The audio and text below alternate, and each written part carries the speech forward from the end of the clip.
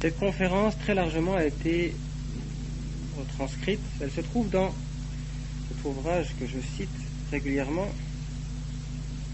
Si vous n'êtes pas convaincu de la valeur de ce livre, après la retraite, Le mystère de Jésus. Donc, mon ancien Lefebvre, il s'agit des chapitres 7 et 8. Si vous les lisez attentivement, vous retrouverez cette conférence que vous avez écoutée à midi. C'est un livre qui, attention, qui est exigeant. Il faut le lire gentiment, lentement, tranquillement, le crayon à la main, ne pas hésiter à prendre des notes. C'est pas difficile, mais c'est exigeant.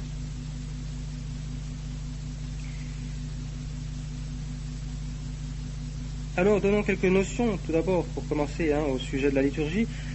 La liturgie, si on devait donner une définition toute simple, en peu de mots, on pourrait dire, c'est le culte public de l'Église. C'est le culte public de l'Église. Donc, Guéranger dit que la liturgie, c'est la forme sociale de la vertu de religion. L'homme est un animal social. L'Église est une société. Nous sommes membres d'une société.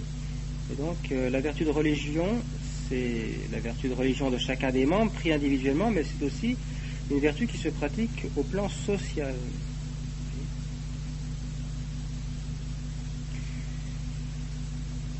Le pape Pie XII, dans son encyclique Mediator Dei, dit que la Sainte Liturgie est le culte public que notre Rédempteur rend au Père, comme chef de l'Église, et c'est le culte que la société des fidèles rend à son chef et par son intermédiaire au Père éternel. Bon. Donc dans la liturgie, il y a d'abord la prière du Fils de Dieu en tant qu'homme. Le Christ en tant que Dieu, bien sûr, ne prie pas, mais le Christ en tant qu'homme, il adresse cette prière à Dieu le Père. La liturgie le concerne lui en tant que tête de l'Église. Et elle nous concerne aussi en tant que nous sommes membres de l'Église. Nous adressons une prière à notre Seigneur Jésus-Christ, nous adressons aussi une prière à Dieu le Père par l'intermédiaire de notre Seigneur Jésus-Christ, Per Dominum Nostrum Iesum Christum.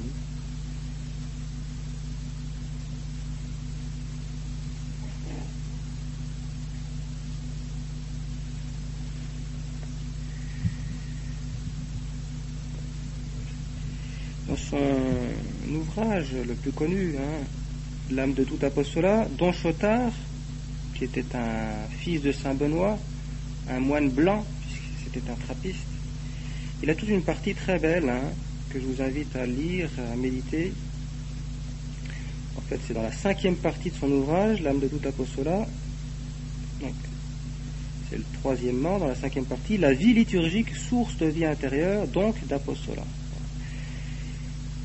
Il nous dit, au sujet de la liturgie, ô Jésus, c'est vous que j'adore comme le centre de la liturgie. C'est vous qui donnez l'unité à cette liturgie que je puis définir, le culte public, social, officiel que l'Église rend à Dieu. Ou encore, autre manière de définir, l'ensemble des moyens que l'Église a consignés, surtout dans le missel, le rituel et le bréviaire, et dont elle se sert pour exprimer sa religion envers l'adorable Trinité, comme aussi pour instruire et sanctifier les âmes.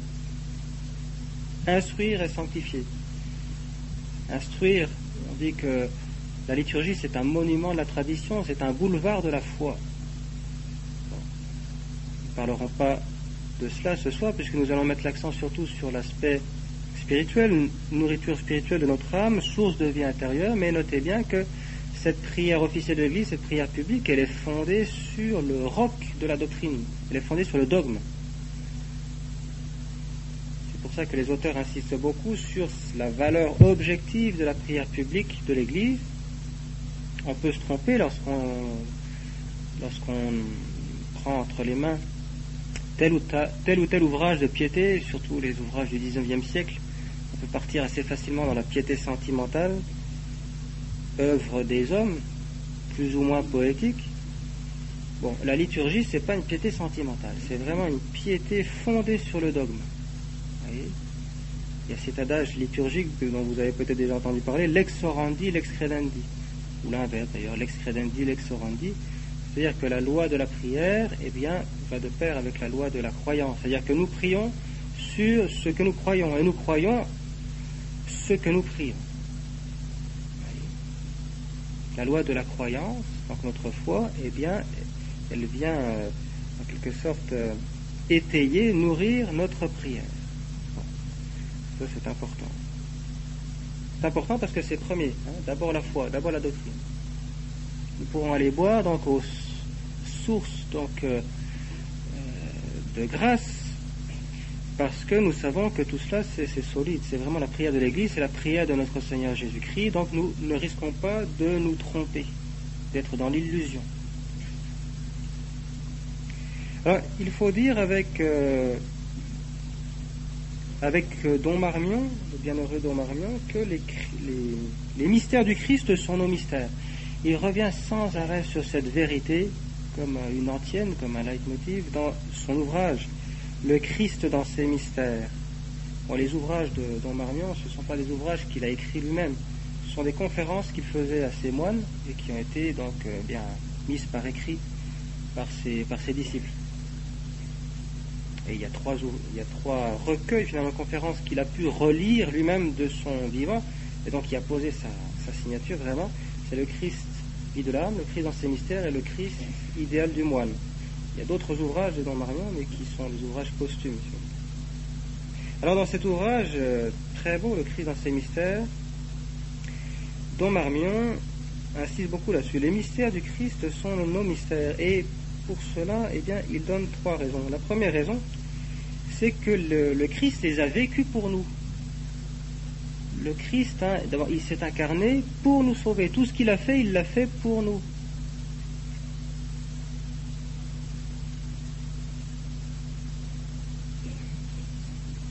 Sans doute, dit-il, l'amour de son Père a été le mobile profond de tous les actes de la vie du Verbe incarné. Il est d'abord venu pour rendre justice à son Père, pour apaiser la colère divine à l'égard de l'humanité. Il est d'abord venu pour son Père, c'est entendu. Mais l'amour du Père n'est pas le seul amour qui fasse battre le cœur du Christ. Il nous aime aussi et d'une manière infinie. C'est véritablement pour nous qu'il est descendu du ciel pour nous racheter, pour nous sauver de la mort. Ainsi donc, tous les mystères sont vécus par Jésus pour nous donner d'être un jour avec lui, là où il est de droit dans la gloire de son Père. Ça, c'est la première raison, donc. Deuxième raison pour laquelle eh bien, les mystères du Christ sont nos mystères, dans ces mystères, le Christ se montre notre exemplaire, notre modèle.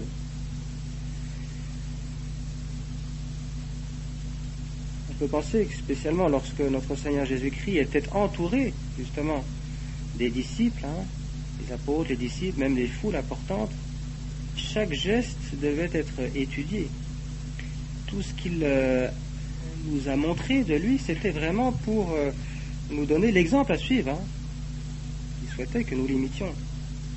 Il est venu pour être notre modèle. Don Marmion ajoute, ce n'est pas seulement pour nous annoncer donc le salut et réaliser en principe notre rédemption que le Verbe s'est incarné, c'est encore pour être l'idéal de nos âmes.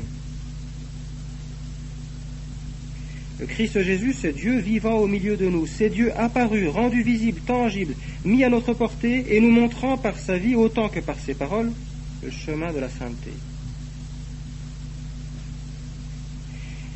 Et notre Seigneur dira, c'est dans l'Évangile selon saint Jean, chapitre 13, verset 15, « Je vous ai donné l'exemple, afin que vous fassiez comme vous m'avez vu faire. » Et on peut penser que quand notre Seigneur agissait, il avait devant lui, bien sûr, les apôtres qui vivaient à son époque, mais il nous avait, nous, chacun d'entre nous, devant les yeux. Il nous voyait, nous, chacun d'entre nous, il nous voyait et il souhaitait nous donner l'exemple. Il ne faut jamais oublier ça.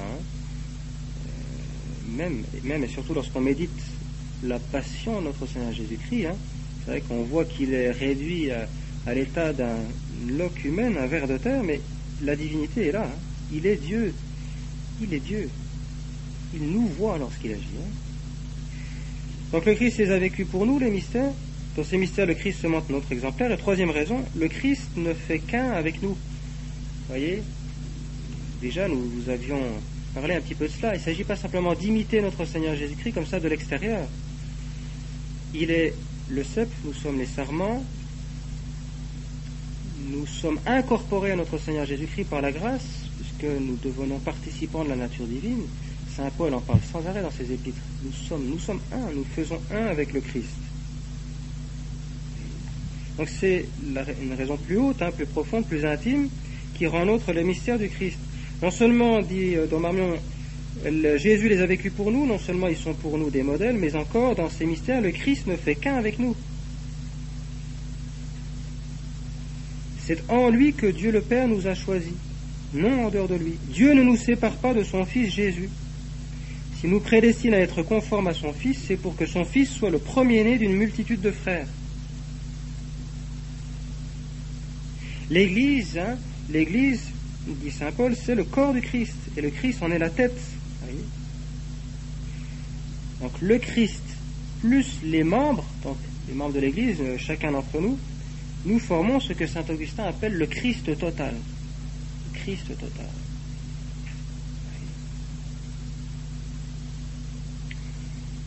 Comment se passent les choses normalement dans une naissance? C'est d'abord la tête qui apparaît en premier, ensuite c'est le reste du corps. Une naissance harmonieuse. Eh bien, de la même façon, il y a eu la tête de l'Église, le Christ.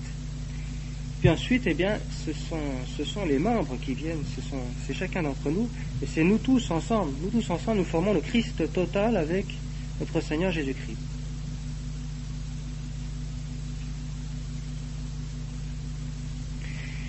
Voici ce que dit saint Paul. Dieu, qui est riche en miséricorde à cause du grand amour avec lequel il nous a aimés, alors que par nos offenses nous étions morts à la vie éternelle, nous a rendus vivants avec le Christ. Il nous a ressuscités en lui. Il nous a fait asseoir ensemble dans les cieux avec Jésus-Christ, afin de montrer dans les siècles à venir, par la bonté qu'il nous manifeste en Jésus-Christ, les infinies richesses de sa grâce.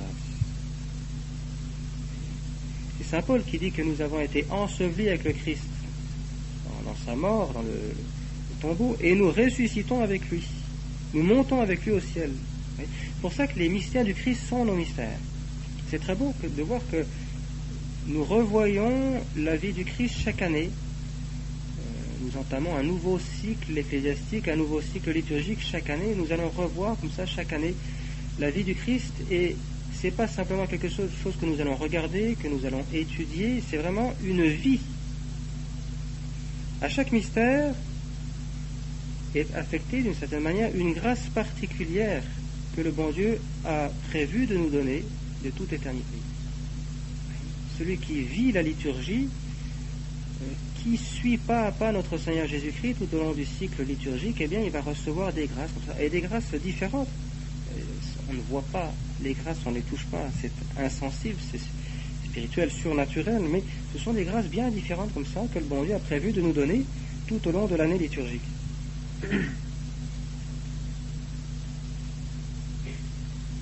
Alors, nous nous associons au mystère du Christ en nous unissant dans la liturgie à l'Église, l'épouse du Christ.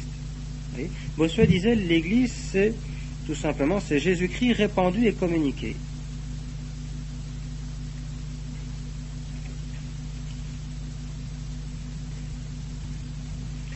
Don Marmion dit un petit peu plus loin, dans cet ouvrage, le Christ dans ses mystères, avant de remonter au ciel, le Christ a dit aux apôtres, sur lesquels il fondait son Église, « Tout pouvoir m'a été donné au ciel et sur la terre, je vous envoie comme mon Père m'a envoyé, qui vous écoute m'écoute. » C'est pourquoi l'Église, c'est comme une prolongation de notre Seigneur Jésus-Christ à travers les siècles, comme une prolongation de l'incarnation.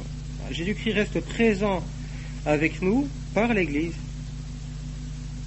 Donc s'il reste présent avec nous, il continue à prier, cette prière qu'il adressait lorsqu'il était ici-bas, il continue à l'adresser à Dieu le Père.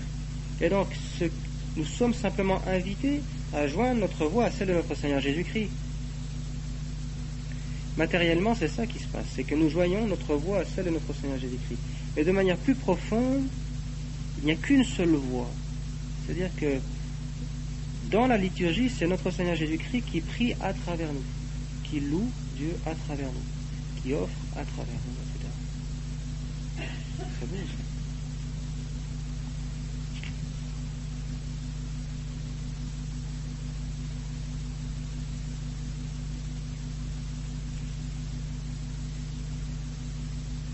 Donc prier avec l'Église, c'est prier avec Jésus.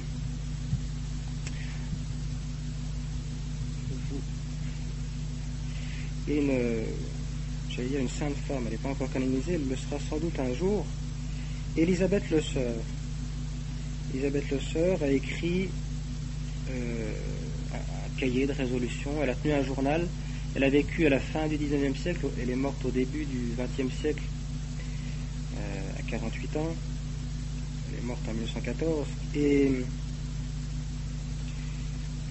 elle a écrit de très très belles choses. C'est une femme qui a beaucoup souffert, d'abord parce que son mari, au départ il s'est marié religieusement, tout allait bien, puis petit à petit, comme il était devenu un peu mondain, carriériste, ambitieux, il en était venu à s'éloigner de l'Église et à devenir mais vraiment anticlérical, et il menait une vie impossible à son épouse.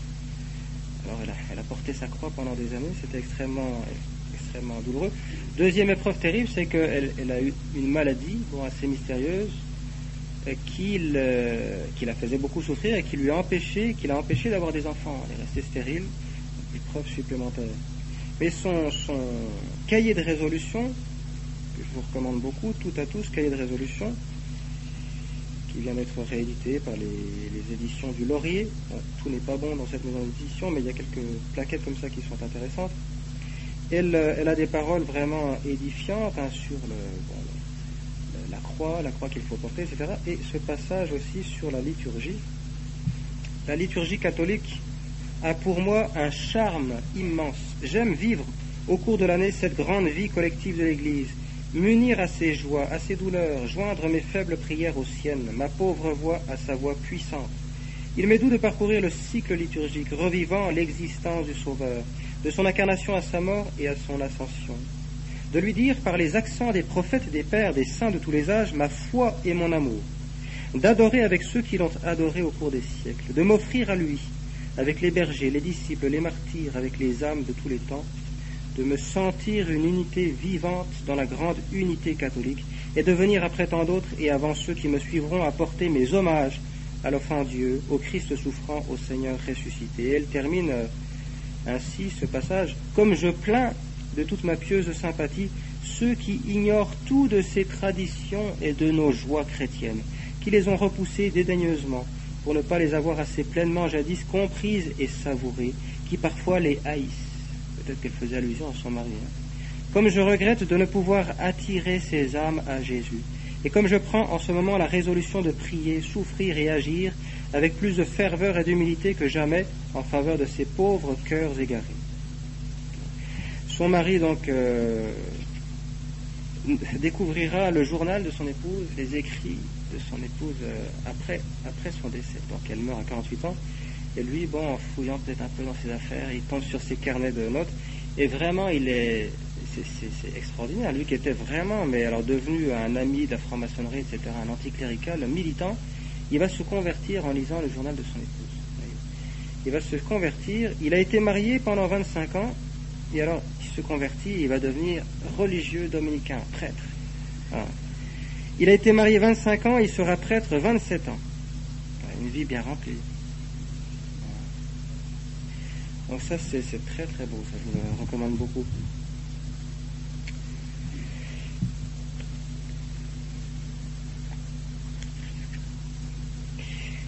Donc nous nous associons au mystère du Christ. Si nous sommes membres de l'Église, nous ne sommes pas isolés. Dans la prière liturgique, nous ne sommes jamais seuls, vous voyez. Le chrétien n'est pas un isolé. C'est le père Gabriel Marie de Sainte-Marie-Madeleine qui dit ça. Gabriel de Sainte-Marie-Madeleine, Carme, dans son ouvrage Intimité divine. Le chrétien n'est pas un isolé. Comme homme, il appartient à la grande famille humaine, et comme baptisé, il est greffé sur le Christ, en qualité de membre de son corps mystique qui est l'Église. Le chrétien est fils de Dieu et de l'Église, ou plutôt c'est justement dans le sein de l'Église qu'il devient fils de Dieu. Dès lors, toute sa vie spirituelle, bien qu'ayant un caractère personnel, qui tend au contact intime avec Dieu, doit avoir également un caractère social, liturgique, en participant à la vie de l'Église. En d'autres termes, la vie spirituelle du chrétien doit être encadrée dans celle de l'Église, sa mère. Elle doit être associée à tout ce que fait l'Église, en union avec le Christ, son chef, pour prolonger son action sanctificatrice dans le monde. Alors, cette grâce qui nous vient de la liturgie, nous l'obtenons principalement par la prière et les sacrements. On peut obtenir la grâce en dehors de la liturgie aussi, en disant son chapelet. Le chapelet, ce n'est pas une prière liturgique, c'est une prière privée, une dévotion qui est particulièrement recommandée par l'Église, qui est excellente, mais ce n'est pas une prière liturgique. Elle peut donner beaucoup de grâces. Donc, toutes les grâces ne viennent pas uniquement de la liturgie. Toutes viennent du cœur de Jésus, donc du saint sacrifice de la messe, mais vous voyez, de manière très dérivée, on peut obtenir des grâces même par des dévotions privées. Maintenant, les grâces auxquelles je fais allusion, là, précisément, sont des grâces qui nous viennent d'abord et avant tout de la prière liturgique et des sacrements. La prière liturgique, c'est d'abord et avant tout l'assistance à la messe. On parlait tout à l'heure, Saint Pie X, donc citation qui fait autorité, de participation active à la liturgie. Eh bien, nous devons participer activement à la messe. Non, c'est pas la peine de vous rendre vers l'autel pour prendre l'épistolier ou l'évangéliaire pour lire cela, le proclamer, le chanter. Non, on ne vous demandera pas ça. On ne vous demandera pas non plus de distribuer la communion, rassurez-vous. La participation active, justement, contrairement à ce que disent les conciliaires, c'est pas que ça. C'est d'abord s'associer, c'est la première chose quand on assiste à la messe, c'est s'associer au Saint-Sacrifice qui est célébré là sur l'autel. S'associer à notre Seigneur Jésus-Christ. Le prêtre, c'est notre Seigneur Jésus-Christ. Alors, le prêtre en chair et en os qui est là à l'autel, il est un instrument entre les mains du bon Dieu. Il prête sa voix, son intelligence, sa volonté à notre Seigneur Jésus-Christ.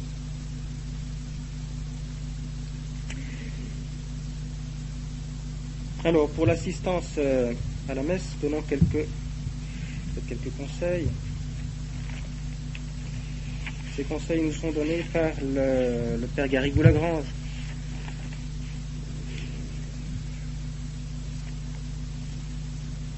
Il nous dit que l'acte le plus élevé de la vertu de religion et du culte chrétien, c'est la participation au sacrifice de la messe, bien sûr. Donc, et il nous dit que voici donc les effets du sacrifice de la messe, c'est nos dispositions intérieures. Bon, effets relatifs à Dieu, l'adoration réparatrice, l'action de grâce, qui se produisent toujours infailliblement et pleinement avec leur valeur infinie, pourvu que la messe soit valide, évidemment. Bon. Et aussi les effets relatifs à nous. Voilà. Ce que nous obtenons lorsque nous assistons avec piété donc au Saint-Sacrifice de la messe, dans la mesure de nos dispositions intérieures. Donc, nous ne recevons pas tous de la même façon. Il y a un effet propitiatoire qui concerne la grâce pour se repentir. C'est-à-dire que si nous assistons pieusement à la messe, nous obtenons des grâces qui nous permettent de regretter vraiment, de regretter donc surnaturellement nos péchés. Il y a aussi un effet satisfactoire. C'est-à-dire que l'assistance pieuse à la messe nous remet une partie au moins de la peine temporelle due au péché. Si on assiste souvent et pieusement à la messe, eh bien, on aura peut-être moins à faire au purgatoire. Il y a aussi un effet impétratoire qui concerne toutes les grâces dont nous avons besoin pour nous sanctifier. Nous-mêmes et puis tous ceux qui nous sont chers. C'est là où on peut prier justement pour le repos des âmes du purgatoire, pour la conversion des pécheurs, pour toutes les intentions que nous pouvons avoir à la messe. N'hésitez pas à confier des intentions au prêtre. Ce n'est pas simplement ce qu'on appelle l'intention ministérielle, à laquelle est lié un honoraire de messe. Bon, cela, il y en a un. Mais c'est aussi les intentions secondaires. Le prêtre, il va dire la messe d'abord pour l'intention effectivement qu'on lui a confiée, qu'elle est attachée à un honoraire, mais aussi pour toutes les prières qu'on lui aura confiées, toutes les intentions qu'on lui aura confiées. N'hésitez pas à confier des prières au prêtre. Ce sera plus facile d'obtenir donc que ces prières soient exaucées puisqu'elles seront présentées à Dieu dans le cadre du saint sacrifice de la messe.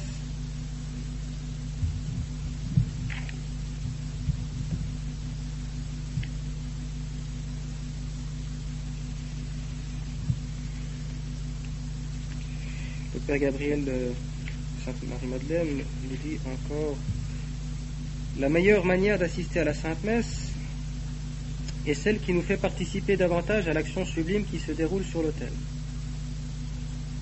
À cette fin, la méthode liturgique est très recommandable. Au début du XXe siècle, ce qu'on appelait la méthode liturgique, c'est le fait de suivre mot à mot toutes les prières du prêtre.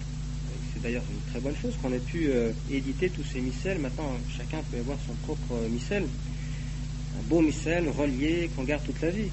Pas les missels qu'on jette à la fin de l'année A, l'année B, l'année C. Les missels jetables. Ben non, les notes, ils ne sont pas jetables. On les garde toute la vie. Bon. Et alors, il nous dit que c'est une méthode très recommandable. Mais ce n'est pas, contrairement à ce que certains bénédictins, peut-être de manière abusive, demandaient justement à cette époque, ce n'est pas l'unique méthode d'assister à la messe. Ne vous sentez pas obligé d'avoir le nez dans le missel du début à la fin. Il s'agit d'une action liturgique. Dans liturgie, ça fait penser à autre chose, ça fait penser à sidérurgie, métallurgie. Bon, là, on s'éloigne peut-être. Non, mais qu'est-ce que je veux dire par là? C'est que, pourquoi est-ce qu'il y a la même consonance? Parce que c'est une action. C'est une action. C'est une action, et nous ne sommes pas des anges, c'est-à-dire que nous participons intégralement, corps et âme. Nous sommes pris entièrement par la liturgie. On peut faire vraiment ce que Saint Ignace appelle l'application des sens. Il faut être bien attentif, il faut écouter le chant harmonieux si possible, c'est souhaitable. Il faut sentir l'encens, il faut voir ces beaux ornements, la beauté des déplacements, les cérémonies, etc. Bon.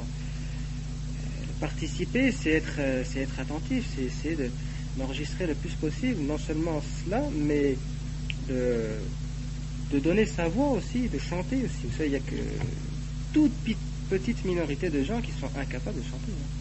Toute petite minorité. Et pourtant, à la chapelle, tout le monde ne chante pas, c'est dommage. C'est dommage. Alors, on peut tout simplement s'unir au saint sacrifice là qui est célébré, là, spécialement au moment de l'offertoire, au moment de la double consécration. Bon. Soyons là à regarder le prêtre, regardons bien les gestes, etc. Tout cela est hiératique, tout cela nous élève notre âme, ayant le sens du sacré. Le prêtre, bon, il y a des petits, il y a des grands, il y en a qui sont rapides ou lents, mais ils essayent malgré tout d'y mettre le moins possible d'eux-mêmes. Ils essayent de disparaître, de laisser toute la place à notre Seigneur Jésus-Christ. Et c'est très beau, lorsqu'il y a la double consécration, le prêtre, il ne dit pas « ceci est le corps du Christ », il dit « ceci est mon corps ». Là, c'est notre Seigneur Jésus-Christ qui vraiment parle à travers lui. Ça, c'est clair, c'est magnifique. Bon, alors si vous avez envie de dire un peu de chapelet pendant la messe, c'est pas un péché, hein. Contrairement à ce que pensaient justement certains bénédictins du XXe siècle, qui faisaient presque la leçon à Saint François de Sales, parce qu'ils avaient lu que dans la vie de Saint François de Sales, ils avaient vu que Saint François de Sales, de temps en temps, lorsqu'il assistait à oser quand même, parce qu'il nous a été donné comme modèle pour la théologie spirituelle. Vous savez qu'il est docteur de l'Église et c'est celui qu'on doit suivre dans le domaine de la théologie spirituelle. Et bon, je pense qu'il avait bien compris comment il fallait assister à la messe.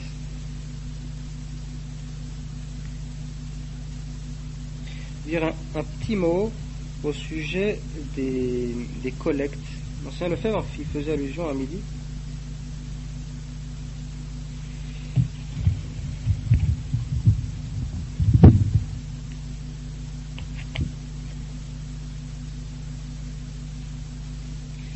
C'est le cardinal Pie qui disait ça. Cardinal Pie qui a bien connu Don Guéranger. C'est la même époque et ils étaient amis. Don Guéranger, c'était déjà une grande figure, un père abbé de Solesmes, alors que le futur cardinal Pie n'était encore que simple prêtre, mais ils se connaissaient. Et le cardinal Pie parlera souvent de la liturgie.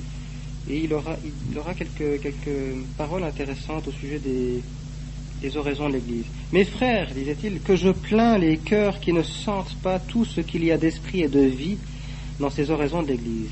Avec la grâce de Dieu, j'abandonnerai toutes les productions de la science pour la conservation d'une seule des collectes de la messe. Il n'en est pas une qui ne soit marquée à ce cachet surnaturel que l'épouse de Jésus-Christ imprime à tout ce qu'elle fait. Rien d'humain ne ressemble aux oraisons de l'Église. Il ajoutait: je connais, mes frères, quelques personnes vraiment chrétiennes et à qui l'Esprit Saint a fait apprécier et sentir la beauté et la sublimité des oraisons de l'Église, qui ne manquent jamais de réciter chacun des jours de la semaine les 3 oraisons de la messe du dimanche. Faites-le quelquefois, mes frères, faites-le quelquefois, chers retraitants. Méditez souvent les saints offices de l'Église, c'est une manne cachée dont nous conjurons le Seigneur qu'il vous fasse goûter de plus en plus la douceur. Je vous le souhaite. Pour l'intelligence de la messe, il y aurait beaucoup de livres à conseiller, mais il y en a un qui est facile d'accès puisqu'il a été édité récemment, c'est celui écrit par M. l'abbé Daniel Joly, La messe expliquée aux fidèles. C'est très intéressant, très très intéressant, très accessible et en même temps donnant quand même une certaine érudition. C'est un petit peu une somme, en un seul ouvrage comme ça, c'est vraiment très très intéressant. Bon. La messe, bien évidemment, on est bien obligé d'en parler, spécialement dans la fraternité Saint-Pédis. François Lefebvre a créé la fraternité pour la messe, pour les prêtres, et les prêtres pour la messe. Et on pourrait dire que c'est la note propre de la fraternité. Bon, chez les franciscains, capucins, ce sera l'humilité, la pauvreté, la pénitence. Bon. Les dominicains, ce sera la prédication de la vérité. Les bénédictins, ce sera surtout la louange de Dieu, l'office divin, pas la messe. Vous pouvez feuilleter la règle de Saint Benoît, il n'y a pas un mot sur la messe, aussi étonnant que ça puisse paraître. Bon. À l'époque, il n'y avait pas encore, la messe n'était pas encore aussi répandue. Il n'y avait pas la messe tous les jours. Saint Benoît lui-même, on ne sait pas s'il était prêtre. On pense qu'il était diacre seulement. Donc la messe, c'est vraiment la note propre de la fraternité Saint-Pédis. Donc la note propre bien du tiers-ordre. Vous voyez, c'est peut-être un motif supplémentaire d'entrer dans le tiers-ordre. C'est attrait pour la messe, la compréhension que la messe, c'est vraiment la nourriture de notre âme. C'est vraiment le moyen, vraiment d'apaiser le ciel et puis d'obtenir toutes les grâces dont nous avons besoin. Aimons non seulement la messe, mais aimons aussi, on en terminera par là, l'office divin, dans ce qui peut-être vous est réservé, dans ce qui vous est accessible. Par exemple, les vêpres chantées le dimanche. Bon, dans certaines paroisses, c'est pas possible, mais souvent, on peut arriver à trouver l'occasion. Dans les prieurés de chanter les vêpres le dimanche, il y a les complis aussi. Bon, les complis aussi, c'est peut-être plus rare encore. Vous avez la chance pendant cette retraite de chanter les complis tous les soirs. C'est magnifique, parce que c'est principalement, vous savez, c'est l'office divin, il est principalement composé de psaumes. Les psaumes ont été écrits 1000 ans avant Jésus-Christ par le roi, prophète, David. Donc ça fait 3000 ans que nous prions de la même façon. Ces prières, c'est notre Seigneur Jésus-Christ lui-même, de son vivant ici-bas, les a utilisés, les a connus parfaitement. Je donne quelques citations au sujet de l'office divin. Bon, tout d'abord dans la Sainte Écriture, dans l'Ancien Testament, l'Ecclésiastique, il établit des chantres devant l'autel et par leur voix il fit entendre de douces mélodies. Donc déjà il y avait le chant des psaumes dans l'Ancien Testament, l'Ecclésiastique encore, et les chantres en déployant leur voix le louaient, le vaste temple retentissait de doux accords. Bien évidemment, on trouve cela également dans le Nouveau Testament. Saint Paul nous dit, sous l'inspiration de la grâce, que vos cœurs s'épanchent vers Dieu en chant, par des psaumes, par des hymnes, par des cantiques spirituels.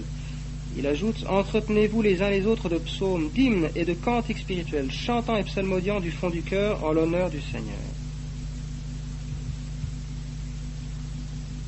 Saint Augustin, s'il s'est converti, c'est entre autres parce qu'il a été pris, charmé par les beautés de la liturgie. Il dit dans ses confessions, les sons des hymnes et des cantiques coulaient dans mon oreille, et par eux, dans mon cœur, se répandait la vérité. Vous voyez, prière fondée sur le dogme, sur la doctrine, se répandait la vérité. Et ils y faisaient naître des sentiments d'ardente piété. Saint Thomas d'Aquin, dans la Somme théologique, dit, en louant Dieu à haute voix, nous nous excitons nous-mêmes et ceux qui nous entendent au respect qui doit être témoigné envers la souveraine majesté. En donnant aux voix les modulations et la sonorité du chant, nous élevons les âmes à une dévotion plus ardente. Il faut s'efforcer de bien chanter, bien sûr.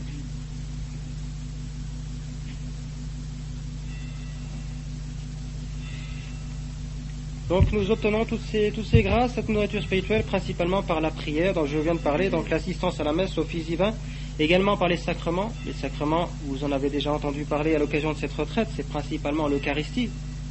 L'Eucharistie communion, nous avons parlé de l'Eucharistie sacrifice, mais l'Eucharistie communion, la Sainte Communion, et puis le sacrement de pénitence. Si nous nous confessons souvent, régulièrement, à l'invitation de Pie XII en particulier, qui a écrit des paroles très belles sur la confession fréquente, c'est pour pouvoir avoir les meilleures dispositions pour communier. Deux personnes qui viennent communier au même moment, là, au banc de communion, recevront peut-être 2 ou 3 fois plus de grâce l'une que l'autre. Ça dépend des dispositions de l'âme, voyez. Donc cette âme, il faut la purifier régulièrement, de même que sa maison, on y fait le ménage régulièrement, c'est pas une fois par an. C'est pas une fois par an à Pâques qu'on fait le ménage, c'est souvent. Et de même un jardin, on n'y va pas une fois par an, sinon c'est les friches. Si on veut entretenir son jardin, on y va souvent. Alors cultivons notre jardin. J'aurais voulu vous donner quelques remarques pour terminer au sujet des églises, pour vous dire l'importance qu'il y a à prier dans une église. Dieu merci, la tradition se développe, elle prend de l'ampleur et nous aurons de plus en plus des lieux dignes de ce nom pour prier. C'était peut-être pas le cas au début des années 70, c'était plutôt la période des catacombes dans les garages, mais on en sort, Dieu merci. Alors soit on trouve des églises en location, ou alors on en achète, ou alors on en construit nous-mêmes, encore mieux ça, quand il n'y a pas d'autre solution. Mais c'est très important, tous les saints l'ont dit, il y a vraiment des grâces particulières attachées à la prière faite dans une église, qui est un lieu normalement consacré. Donc la prière est plus facilement exaucée, il est plus facile de se mettre en présence de Dieu. Les saints nous parlent de l'importance du chant, ils nous parlent de l'importance de la beauté du sanctuaire, l'autel, les statues, les tableaux, tous les saints, même ceux qui semble-t-il se détachent plus du sensible, je pense au carme en particulier. Les carmes nous disent que pour la plupart des fidèles, ces choses sensibles, que sont par exemple le chant, les tableaux, les statues, nous sont très utiles. Bon, à condition encore une fois que ce soit de beaux tableaux et de belles statues, sinon il vaut mieux pas en mettre. Enfin. Alors, le mot de la fin, je le laisse à Elisabeth Le Sœur. Je vais vous donner vraiment envie d'en savoir plus sur elle. Dans une autre plaquette qui est éditée, celle-ci, par les Amis de Saint-François de Sales en Suisse, qui s'appelle la femme chrétienne. Et alors, elle nous dit ceci. Je suis parfois effrayé de voir à quel point la majeure partie des femmes ignorent tout de la religion dont elles font profession. Son esprit même leur demeure totalement étranger. Ces dogmes, si impérissablement vivants, semblent un poids mort qu'elles traînent après elles. Et l'effroyable étroitesse de leur vue en matière de doctrine montre à quel point le cœur du Christ a cessé de battre pour elles sous le voile des rites et des symboles. Elles ont même perdu le sens de cette merveilleuse liturgie catholique qui accompagne le chrétien du berceau à la tombe et qui est faite de tous les plus beaux élans humains surgis à travers les âges sous l'impulsion de l'Esprit Saint. Elles sont cette chose navrante, ce corps dépourvu d'âme qu'on appelle une femme pratiquante. Et non ce résumé de toute noblesse d'esprit, de toute beauté intérieure, de toute activité d'âme que devrait être une chrétienne. Eh bien, soyez des chrétiennes. Nous allons maintenant à la chapelle pour honorer le Seigneur.